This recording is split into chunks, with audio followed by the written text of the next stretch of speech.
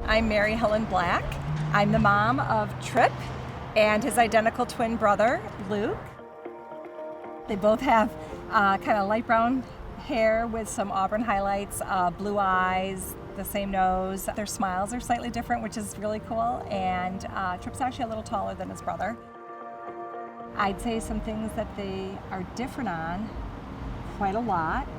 Luke can speak and can express easily his needs and wants and his emotions.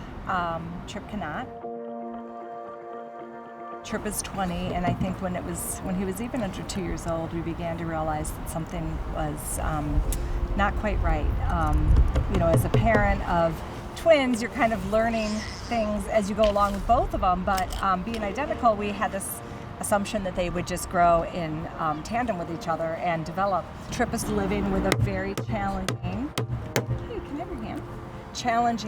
disorder. He has autism and is nonverbal, and so he lives in a world where he is not able to verbally communicate with people, and he has some limited signs and gestures, but they're very subtle and they're difficult for him, so he lives day in and day out getting along, getting by with some very limited tools. It's a family commitment, to raise a child and live as a family when you have somebody that has a significant developmental disability. My husband, Lee, he is just steadfast in his commitment that our kids can do anything. He has been Tripp's biggest supporter and advocate all along. He's the one who taught him how to ice skate, persevered on the bicycling and the skiing, so just really believing that there are things that Tripp can do.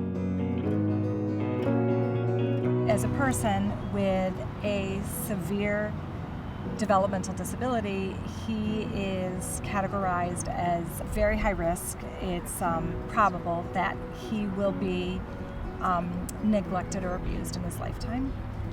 As a parent, that's probably my number one goal, is to keep him safe always, and even when we're gone, I want him safe. Tripp actually has a lot of successes. He loves being outdoors. He loves swimming, and he's actually a decent swimmer. He's got a nice front crawl. It's modified like everything, but he can do it. He rides his bike and he rollerblades, and that is something he really enjoys, that freedom. And he also can downhill ski, which is very cool. I think he loves the speed and like that kind of wind whipping on your face in the cold and the chairlift. Those are some really fun physical successes. As time goes on, you're not only identifying what Tripp needs in the moment, but you're also trying to future plan for Tripp. And so that is what is going to keep Tripp safe. It's taken many years to get to the point of where we are.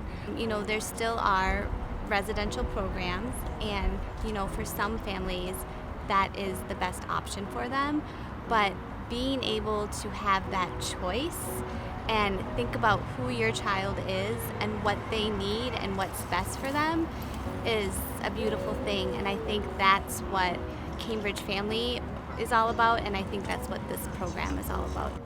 The people that make up Cambridge Family and Children's Services have been incredible. They have been emotional support and have provided us with resources and with opportunities.